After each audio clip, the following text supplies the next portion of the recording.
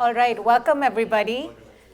Thank you for being a wonderful audience already and being seated here ahead of time. It's been a long time since I've had an event like that, which is, I think, really testimony to our speakers here who were like celebrities. We had to get a new room. We had to have a waiting list. It was all very exciting. So for those of you who don't know me, I'm Radhika Khosla. I'm an associate professor in the School of Geography and Environment. And I'm here with many different hats, which I'm so delighted to bring together in one place. This is an event that is co-hosted by the Zero Institute, which is dedicated to zero carbon energy research in Oxford. For those of you who don't know it, it's a new strategic research initiative of the university and dedicated to bringing together all the different and incredible work that happens on energy at the university, kind of like a virtual department. So one of the many things that we do at the Zero Institute is engage on questions of policy. And this is the first of a series of a number of different events that we're going to have that really help us as researchers think about how we bridge policy, communication with our everyday lives, which is doing academic work. Now, along with that, we're also co-hosted by the Oxford India Centre for Sustainable Development, which is based here at Somerville College, and with the Oxford Climate Research Network, which is sort of focused on issues related to energy, but also climate more broadly. So, bringing these three different things together has been very nice because we've got a diverse set of people in the room, both from the physical sciences, the social sciences, and also people who are interested in different geographies. And our goal is very much to create that kind of conversation across the different boundaries that all of us inhabit. So what we thought we would do today is to have a program that really looks at how we communicate effectively. I think, I've heard over time from so many students, postdocs, and even just, sort of peers that we have all this work that we do, but then how do we actually get it out there into the world? And it's one of those things that you're never trained to do. But increasingly in the world that we inhabit, it is something that we have to often be evaluated against. But also it's something that we want to do, but we just don't, have the skills to be able to do it. Now, it would be great if we were trained in Oxford and had a course on that, but I think it's going to be a long time before that happens. So instead, we're going to have occasions and events like this, which can actually, we get the best people in the room to come and talk to you about how to be effective communicators, how to bridge that divide between research, communication, the general audience, policymakers, and hopefully give you the tools and the skills and the ideas that you need to be able to take your own work forward. All right, so who do we have here with us? So we have, and actually I forgot to mention this, but we're co-hosting with Nature Portfolio. That's actually the most important part. So thank you to Nature Portfolio for allowing us that. So we have two really esteemed speakers here. So there's Subhra Priyadarshini to my right, and Subhra is Chief Editor of Nature Portfolio's Global Support Project, Scientific Conferences and Events, and Chief Editor of Nature's Global Edition of Nature India. So she's been a science journalist for 25 years. She was the launch editor of Nature India. She launched that in 2008, and she's had a number of different awards and scholarships since then. So she's had the Chevening, the Robert Bosch, UNESCO Fellow. She's had prizes for her media scholarship. She's received the BBC World Service Trust Award for her coverage of the vanishing islands of the Sundarbans in the Bay of Bengal. And she's also received the PANOS South Asia Media Excellence Award for her incisive coverage of climate change issues. Subhra has been on the program and selection committees of the World Conference of Science Journalists, and she's a member of many national and international committees on science communication, science policy, environment, and healthcare. And through Nature India's many workshops and outreach activities, she trains scientists, healthcare professionals, journalists in science and health communication. So we're in very good hands. I liked one of the things she said about herself in one of her online bios, where she said that through the years I've chased deadlines to cover politics and sports, fashion and films, crime and natural disasters as a journalist, but I keep coming back to my first love, which is science. So we really look forward to hearing more about that. Then we also have Ehsan Masood, who is Bureau Chief of Editorials for Africa and the Middle East for Nature. He joined Nature in 2019 from the Science Policy Magazine Research Fortnight. He has degrees in physics and in science communication, and he currently edits Nature's editorial pages as well as oversees news from Africa and the Middle East. So he is, like I was saying, a science and policy journalist. He has more than 20 years of experience, and he's also written several books and made documentaries for BBC Radio 4. So some of his books include GDP, the world's most powerful formula, and why it must now change, and Science and Islam, a history. He's a Knight Science Journalism Fellow, or has been at MIT, and he's also taught international science and innovation policy at Imperial College. So thank you. This is, it's really wonderful to have both of you here. I'd like to start by asking, just what does a day in the life of Subhra and Ehsan look like in the workplace? What does it mean to have this job at Nature? Tough one. Radhika, thank you so much for your very kind introduction. Every time I hear the words 20 and 30 years, it feels like end of age.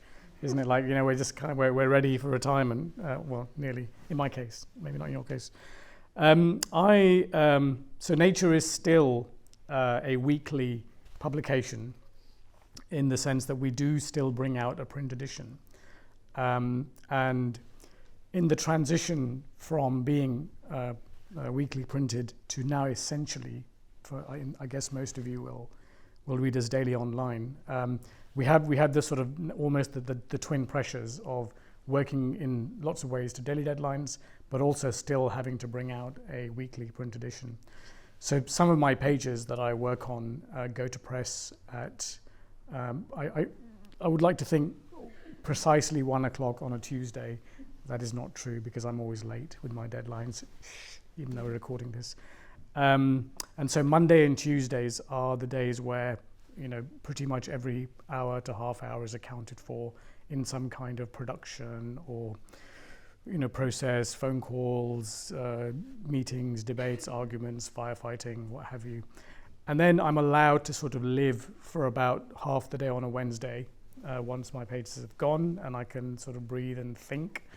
And in our world, thinking literally just means the next week. It's not thinking in the way that you do, which is much more long range. And of course, if you're a proper daily correspondent in the way that Subhra, I guess you've been, then thinking is just the following day. I mean, a week is a luxury. So Wednesday is time to plan, think, maybe attend the odd meeting. And then by Thursday and Friday, we're back to planning for the following week as well. So that's a bit of a snapshot.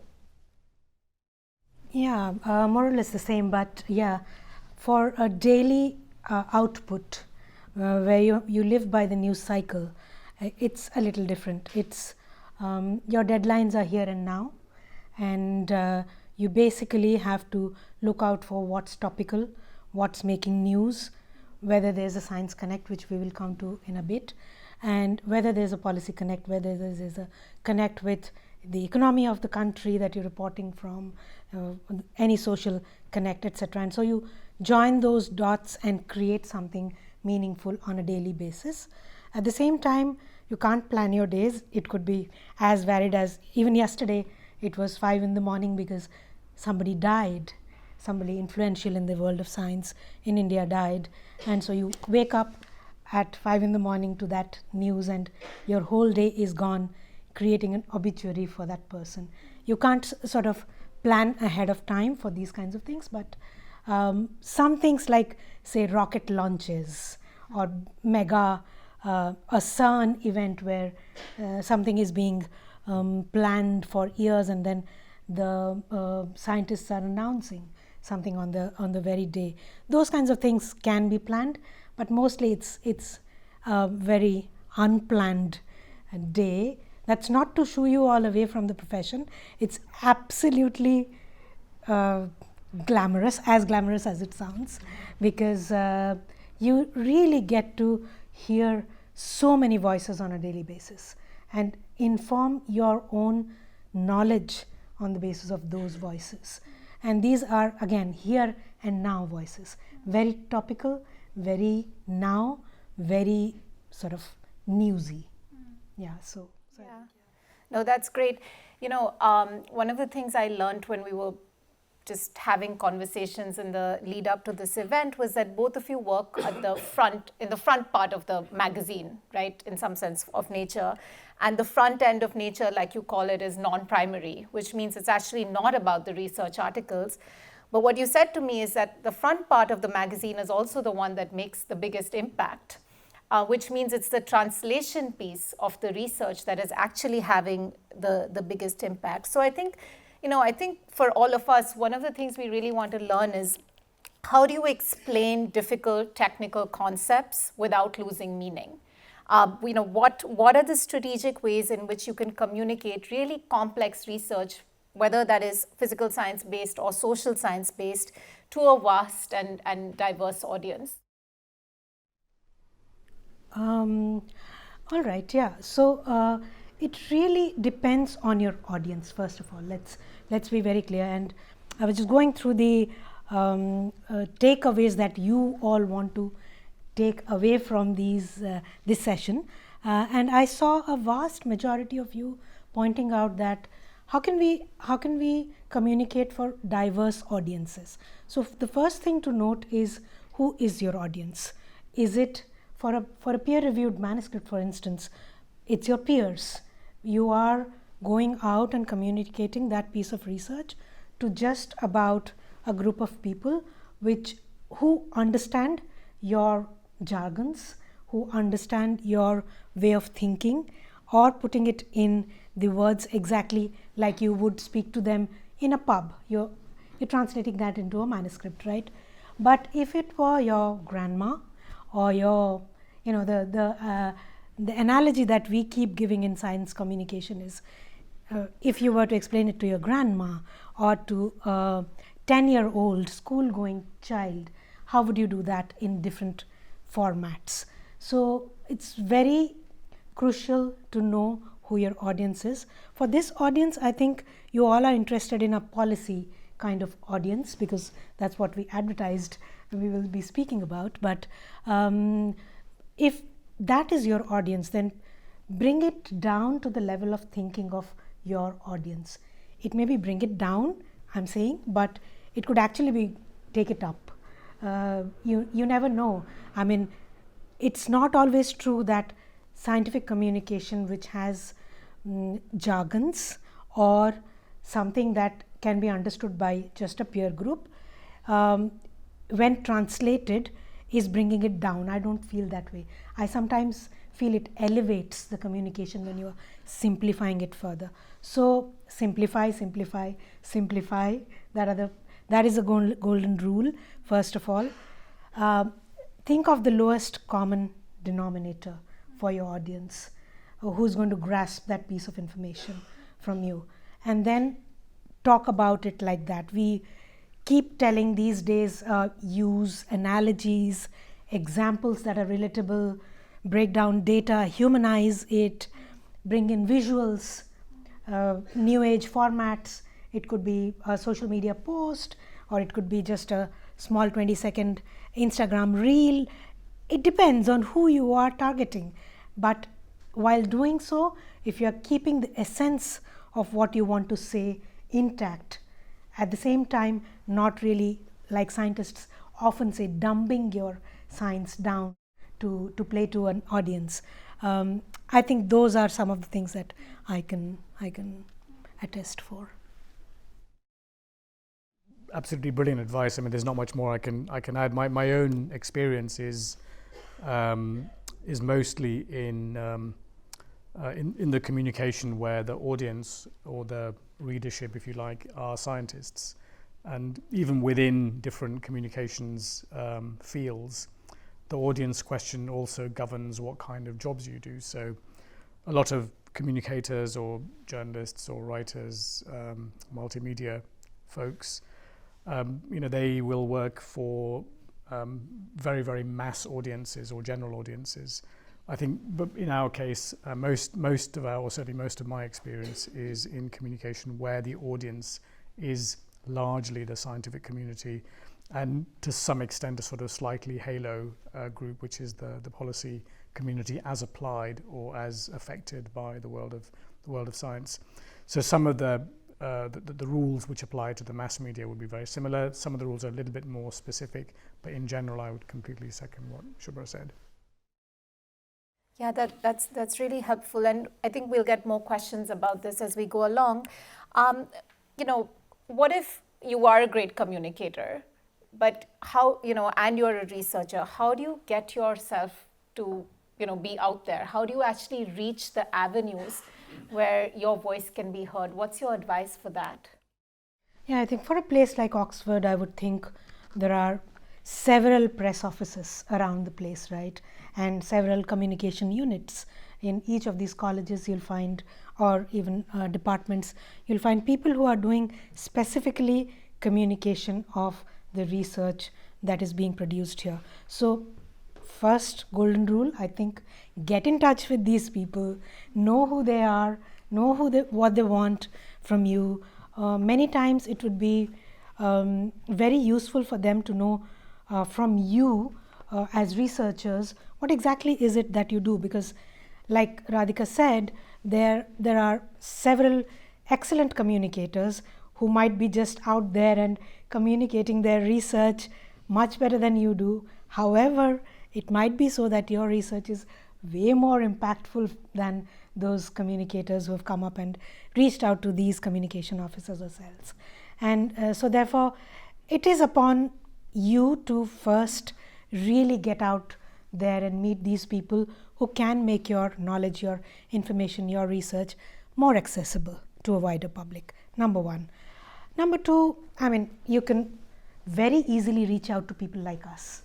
We are all over the net. You can just Google us, Google any publication you want, and figure out who the editors are, in popular media, mass media, or specialized media like ourselves.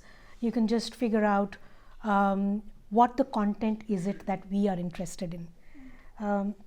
What are the kind of stories that get credence on a daily basis on our websites or our print issues.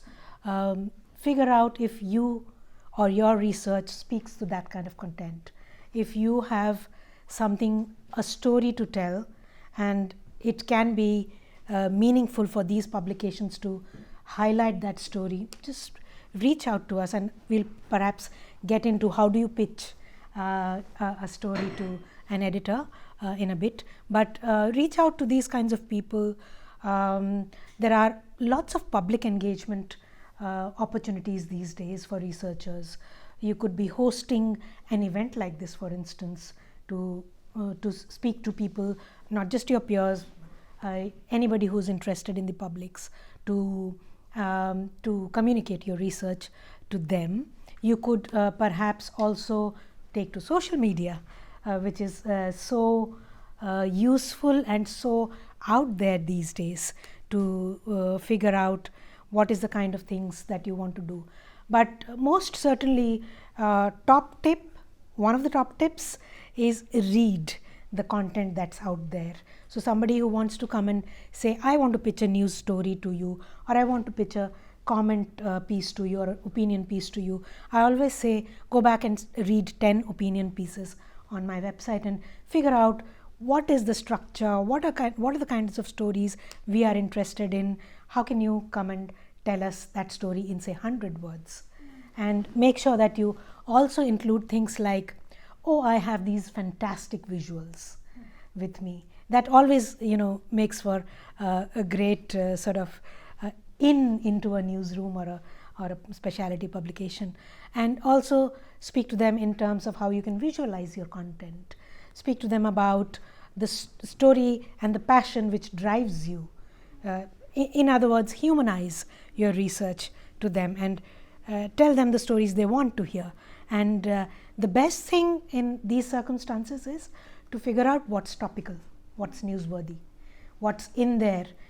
For instance, if war is breaking out somewhere, that's just an example, and you have a story that is connected to war, your reagents are coming from a war-torn area, or your researchers are coming from a place of discord that's presently facing challenges, and you have a story there. It's not always necessary that it's just about the sphere of research that you're working in. So there could be several things that are trending, for instance, and you have a story to tell. I think that's where you can pitch in. So when Subhra says reach out to your press officer, your press officer really is your best friend, at least in the beginning. They have a really difficult job. Often a lot of their, how many press officers in this audience? Any communications? There's a few. It's it is often your job, or the job that you do is firefighting. It's something not particularly good for your institution's happened, and you've got to a lot of the communication around the work of the press officer is then to actually stop a story that may not be particularly good for your institution getting out, and that's difficult. I mean, obviously we all see it differently, but I completely recognise it's not an easy thing to do. The bit I think that press officers really like to do is when a researcher comes to them and says, hey, did you know I'm working on this particular project, or here's my upcoming paper in journal X, or here's my project in country Y. They do like that, and so it's a good relationship to be able to work on. They can also help you find editors. So Subhra's point about knowing who the editors are, that you would initially draw up a sort of a long list or a short list of the publications or the websites where you think you might like to see yourself, either as a quoted person in a story in a news article, or as a named author, for example. And a good press officer, a good communications professional will know what the different publications are for different fields, and they'll be able to help you to guide them. Now, one of the things that's changed in the transition from print to online is that in print it was always very clearly listed who the names of the editors are, their ways to get in touch with them, telephone numbers, emails, mailing address. These days, a lot of that information is getting hidden, for various reasons that we can go into later. So the information around named people is difficult, but a good press officer will know who the editors are. They'll be on their list, and they can sort of help you to find them. A couple of other points, just to sort of, if you're in the starting phase, then reviewing books is a good way to get noticed.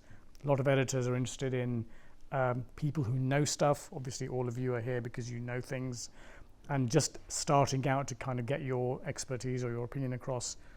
Reviewing books is a good way, and lots of publications will have books. And writing letters, it's a little bit old hat, but most publications still have the equivalent of a correspondence or a letters, or these days it's morphed into lots of other different forms of communication. But again, they tend to be 200 to 300 words in length. Something big has broken in the news. It could be in the world of research, it could be in the world of policy, it could be just general interest. If you have a specific angle or expertise, or you know things that others don't, write a letter to the editor. It's unfortunately it's a bit of a vanishing art, but it's still a good way to get noticed. Yeah. Great. I think I'm going to turn it over to the room and then come back. So can we have a show of hands for questions?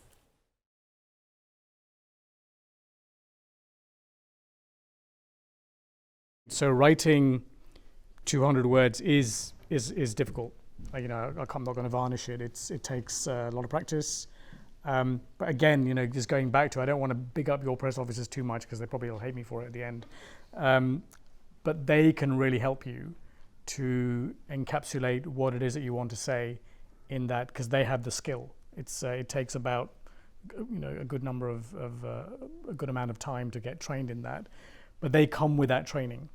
And what they will do is they'll probably sit you down, or they'll have a phone or a video call with you they'll kind of interview you to understand what it is that you want to say. They'll understand a bit about your background, and then they might even just do that first draft, and they'll send you that draft, and then you can iterate back and forth until you get to a form of words that you're happy with.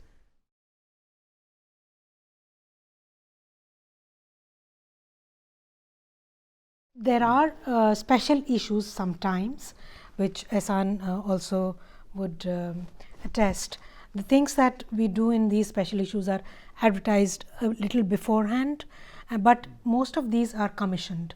So for people who would be writing in these special issues, for instance, Ehsan is editing that special issue, or I am doing a special issue, I would identify the people who I want to write and what are the themes or the subtopics that I want for them to write on in that special issue.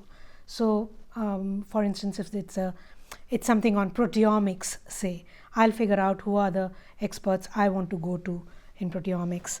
If it's about racism in science, Ehsan will probably have his list of people figured out who he wants to reach out to in the world of science, and who might have those examples to tell a first-person story or a personal anecdotal story. At the same time, like I said, if you go on to these publications, what I meant by specialized media is Nature, for instance, is specialized media because it is only about science, right? So it's not writing about, say, sports. It might write about the science of sports, but not about covering a match, or not doing a election coverage, etc. So it's writing about science. So within the realm of science, you'll see that there are themes emerging almost every week. There are trends in science that you can see when you go to these websites. You'll see on one occasion we are speaking about, like I said, war. On another occasion we are speaking about postdoctoral candidates' mental health. We might be speaking about racism. We might be speaking about so many things, and those are the things that are topical for us at that moment. Or in academia, those are the things that are making waves, or that's why we are telling those stories, right? So yeah, I think themes emerge regularly, but we don't put ourselves to task saying, let's have space astrobiology as the theme for the next issue of Nature, or for Nature India, or for Nature Africa. Nothing like that. We go with the flow of what's happening around us.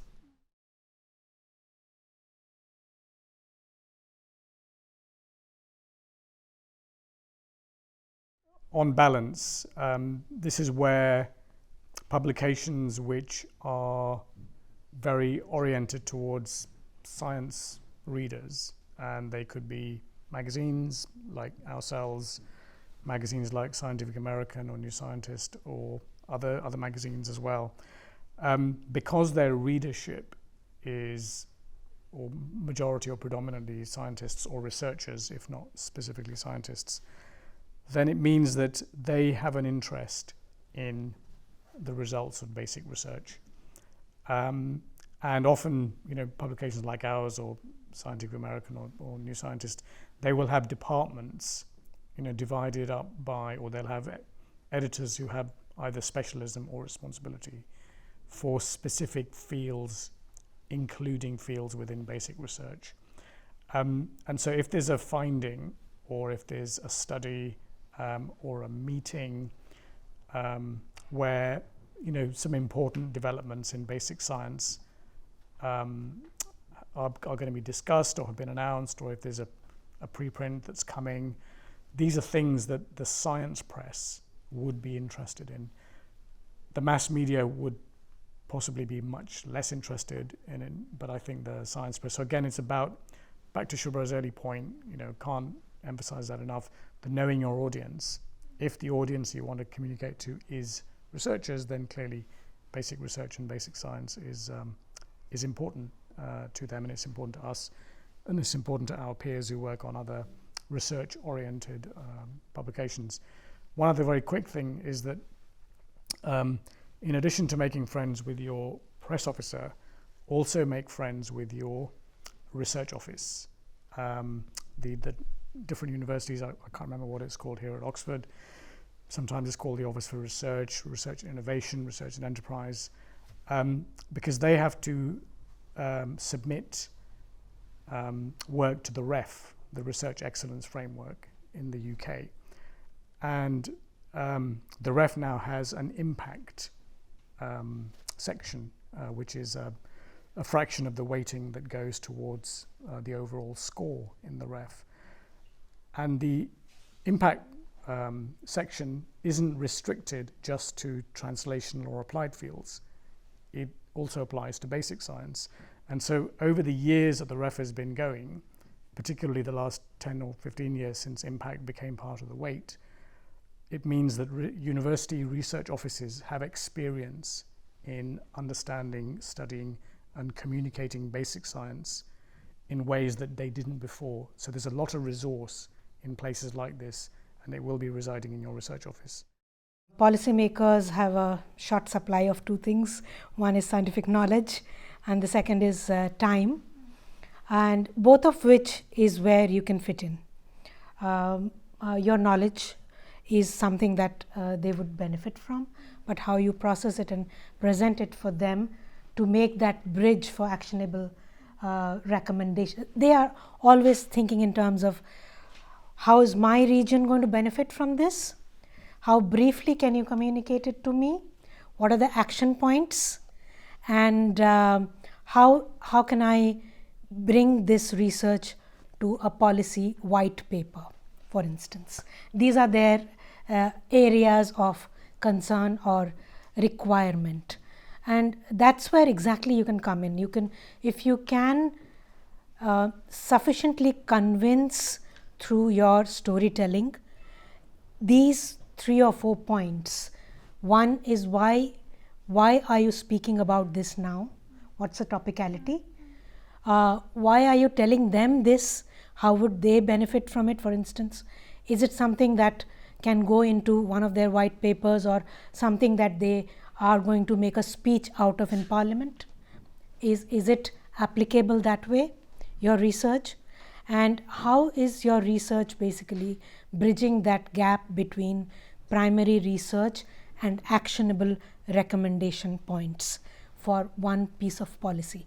I think that's where you come in and your expertise comes in. And like I said, if you're brief, concise, speak to them in bullet points about recommendations, that's when they get sold. They understand that you understand their requirement.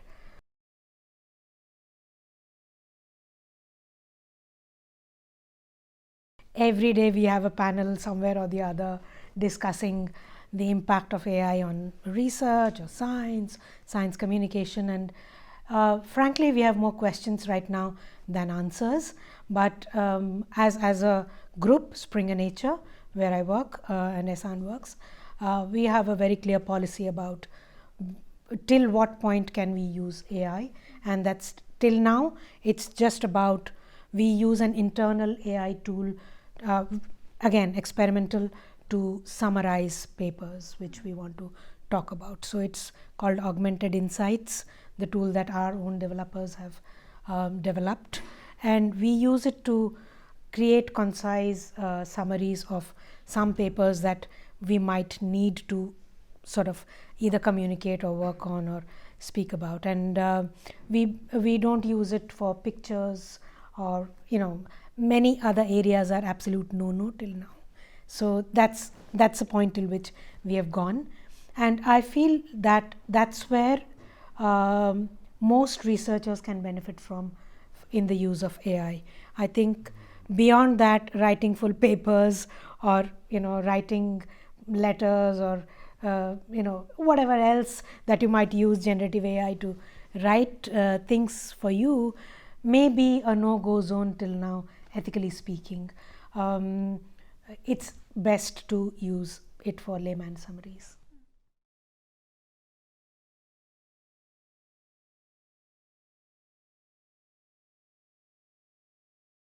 Social media and the ability of everybody who has one of these things to become what we all do. I mean, that has changed the game when it comes to communication.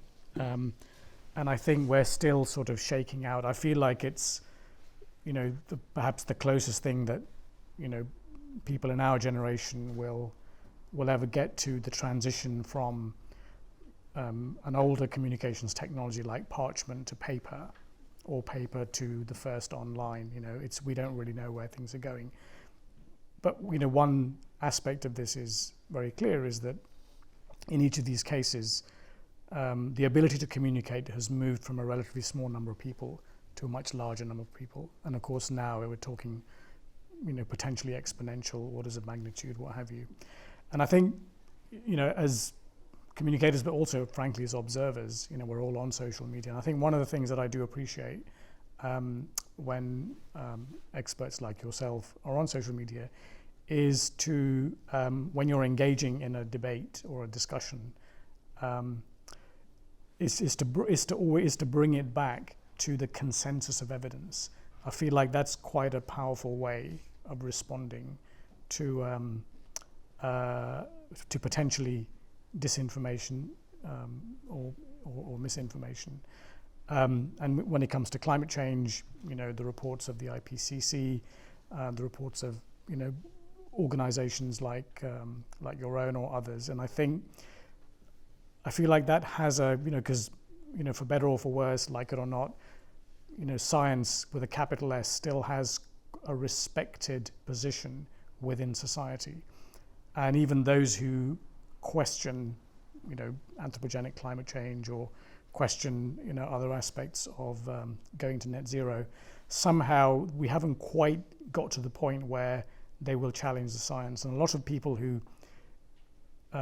might be in the sort of world of climate denial will stop short of saying that they don't believe that there is anthropogenic global warming, for example.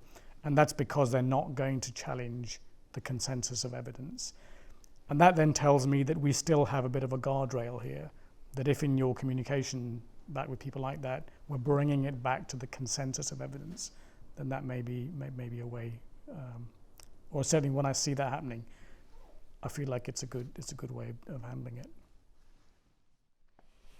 Yeah, I agree to that. I mean, a backbone of science is always something that everybody sort of resorts to when you are creating these discourses. So there will be naysayers, there will be people who are openly sort of challenging even evidence, saying, oh well, such and such study in such and such institute actually says just the opposite, and there would be a narrative around that.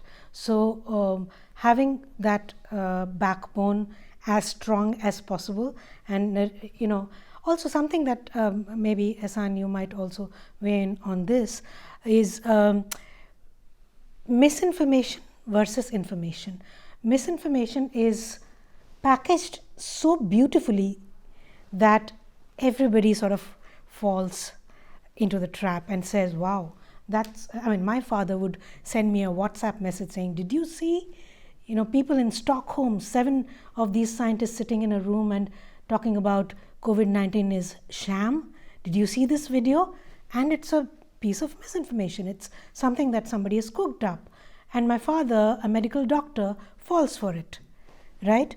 At the same time, there are these groups of scientists who are sitting in similar round tables and talking about what COVID-19 is going to do, how the pandemic is going to evolve, what kind of things we need to do, and to keep it within the boundaries of containability, if you will. And nobody is going to believe that, because that conversation is jargon heavy. It's laced with 101 scientific studies.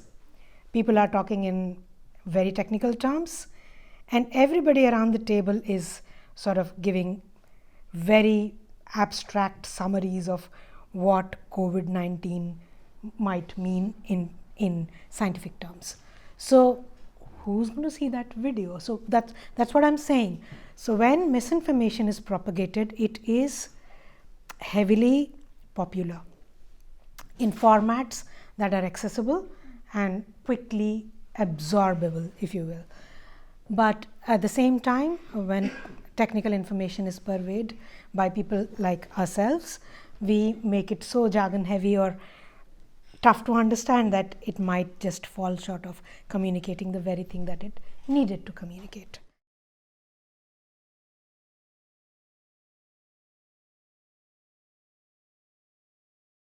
What resonates with readers versus what resonates with policymakers? Absolutely two different kinds of people. And our best stories are often stories of career advice or like an obituary which people want to read about a person's entire life, or I don't know what are the amazement, stories of curiosity, stories that put the glamour of science out there, or stories that might be really exciting, talking about, say, space or dinosaurs, stuff like that. Those are the things that resonate with readers. But the stories that, or the articles that resonate with policymakers are exactly the kinds that I told you about, the ones that have 1, 2, 3 recommendations or bullet points that they can just pick and go to Parliament and talk about it, or go to their local city council and talk about it, things like that. So those are the kinds of things that resonate with policymakers or decision makers. And just going back to the resource that you will have in the university, and I'm guessing that you're all from different, different departments, different faculties, different schools, different colleges, and there will be within your institutions colleagues of yours who probably already have a bit of an entry point into the policy world. Radhika, I suspect you're one of them, and there will be others here as well who have that. And of course, I think making good use of that expertise is a really good way of because colleagues like Radhika and others here will already have a lot of experience of that, both the journey, the pitfalls, the do's and don'ts, the translation aspects, and so there's a lot of internal capacity, there's a lot of internal resource that exists within this university and within lots of other universities. And again, I often come back to that. I feel like it's often underused, and people like ourselves sort of come in from outside, but actually you've got the resource here. And policy communication has so many sort of variants, but you will find a lot of that resource here. So one thing I wanted to ask both of you was, we've been talking about these internal resources within the university, within our departments and colleges, and we have some of the people in the room who are incredible resources to all of us. What advice would you give them? What advice would you give policy professionals, who are surrounded by incredible researchers who are coming to them with this variety of ideas? How should they navigate this space? Because everyone wants to publish in Nature. Everyone wants to engage with nature and science. And what should they be thinking of? I mean, for me, the number one priority is to know what the process is. I mean, policy is process, right? It's a well-known phrase. I think it was, I don't know who came up with it, but I remember Maurice Strong, who led the 1992 Earth Summit and later was a big Canadian environmental policymaker. He often would say, and you go back to his writings, he would say policy is process. And I think if you're in environmental policy or classic science policy, life sciences policy, funding policy, higher education policy, tuition fees, for example, what have you, then knowing the minutiae of that process, which a lot of researchers kind of fall asleep, frankly, and a lot of journalists too. We just, we like the end point, we like the final paper, we like the product, but we don't engage with what is happening in the making of that final product, whether it's a law or a regulation and so on. So almost the first thing is to actually really engage, get under the bonnet, get into the nitty-gritty, what we call the nuts and bolts of the policy process. who are the lawmakers that are involved, what does the text of the law look like, what does it mean, what changes are being proposed by whom, do those changes reflect the consensus of research, do they not, why do they not.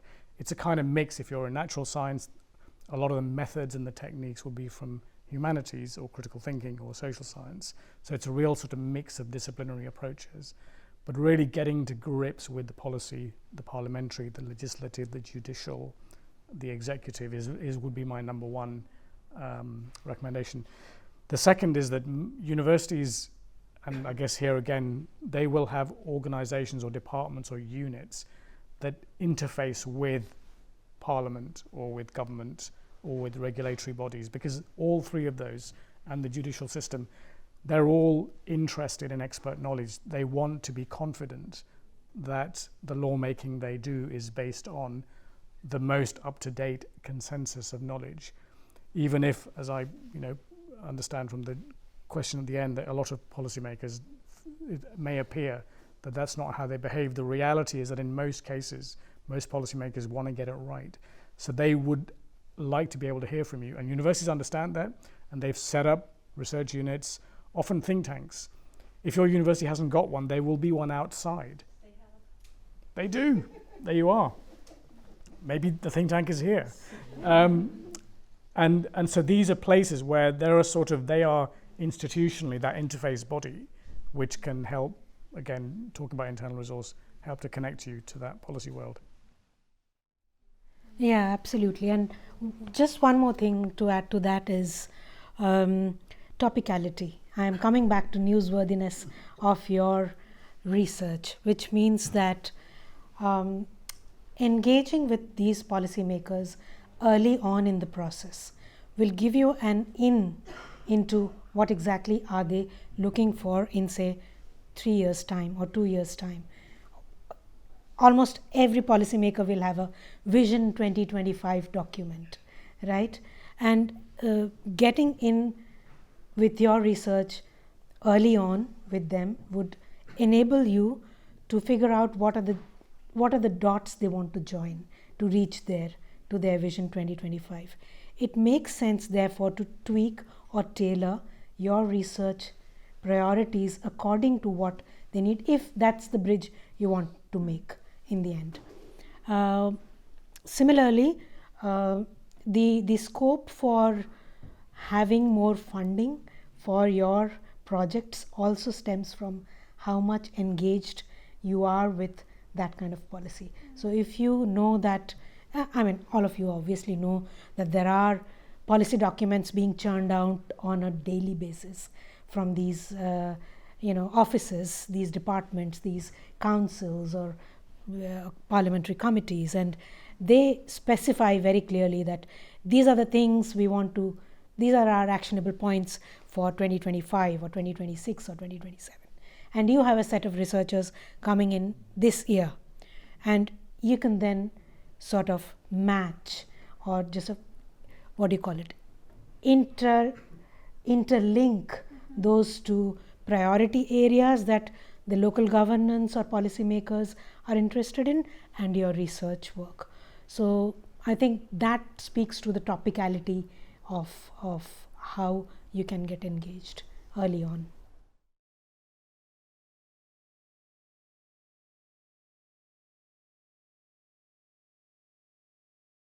In a way, those of us who are in the UK or in Europe, we're in a funding environment where funding for basic research is heavily protected. And it's not necessarily, it probably is protected in some form of legislation, I guess, if you go that far back. But, just looking at, one very large grant stream, which is called QR, or Quality Related Research, given out by UK, what is now called UK Research and Innovation. Don't quote me on the actual numbers, but it's in excess of £1 billion a year. I think it's something like maybe closer to 1.6 of the last time I looked. And that is it's a well protected fund, and there's a whole ecosystem of policy advocacy around that to protect it. And it means that when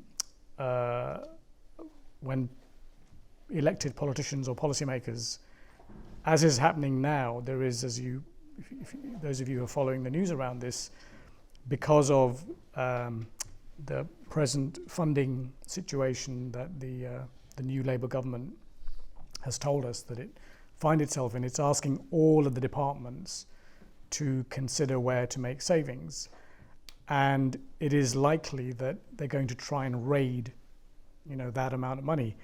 And I am not kidding, the world of science is going to come out with the equivalent of pitchforks and battle axes to protect that fund, because the argument or the case that basic science is essential for a functioning country like those in Europe or in the United States is almost unarguable. I mean, I remember in the years when I first came into this business, looking at having to read reports that were commissioned, econometric analysis, like the economic value of basic research. I don't see that stuff anymore because that argument has been made.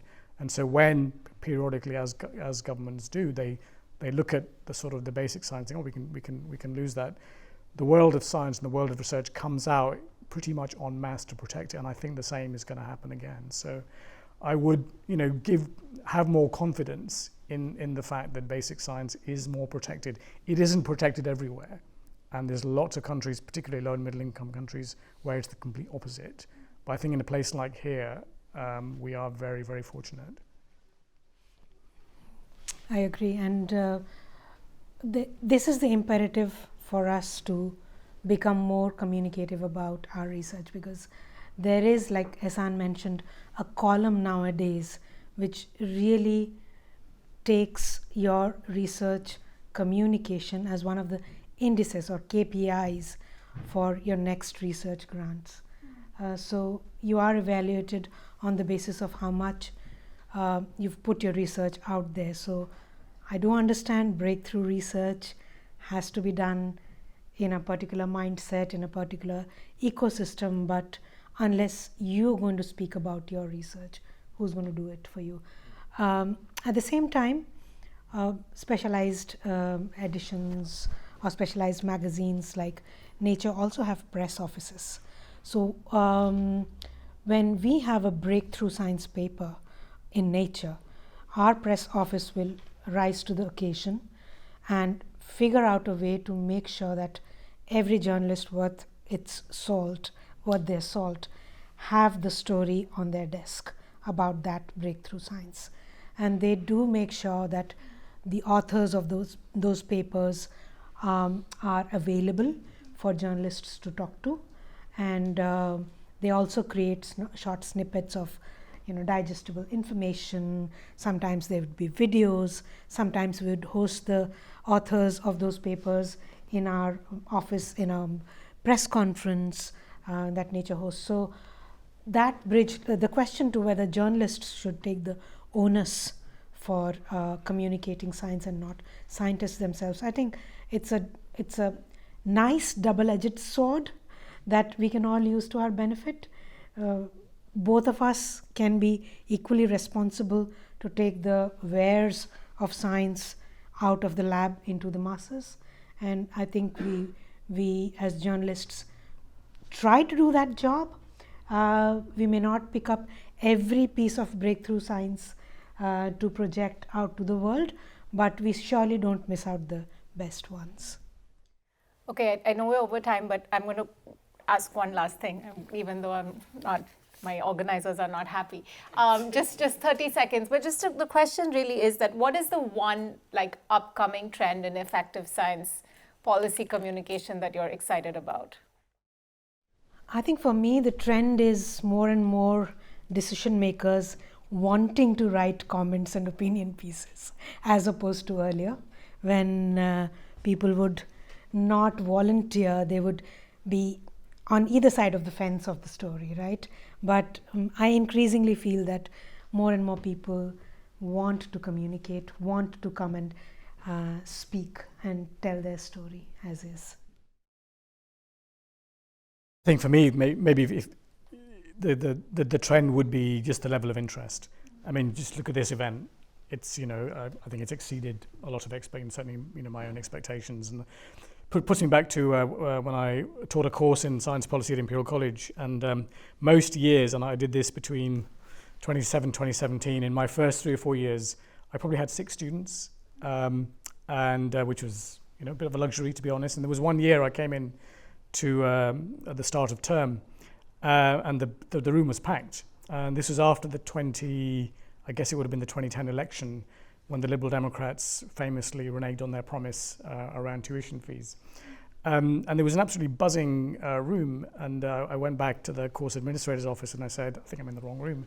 I normally have like 6 people, what's going on? And he goes, no, this is your class this year. And it just turned out that I think the situation in which students found themselves in had energized them and made them more interested in policy. And I think that's another sign in terms of a trend, that because we're in a world which is really, really uncertain and quite horrifying in many ways, I think that is leading to a lot more interest in policy than I certainly remember in previous times. Fantastic, thank you. So everything I have to do is now basically say thanks for being here. I also just want to thank Lucy and Neeraj, who have both spent a lot of time over the last 2 months organizing and bringing everyone together. Thank you all for being here.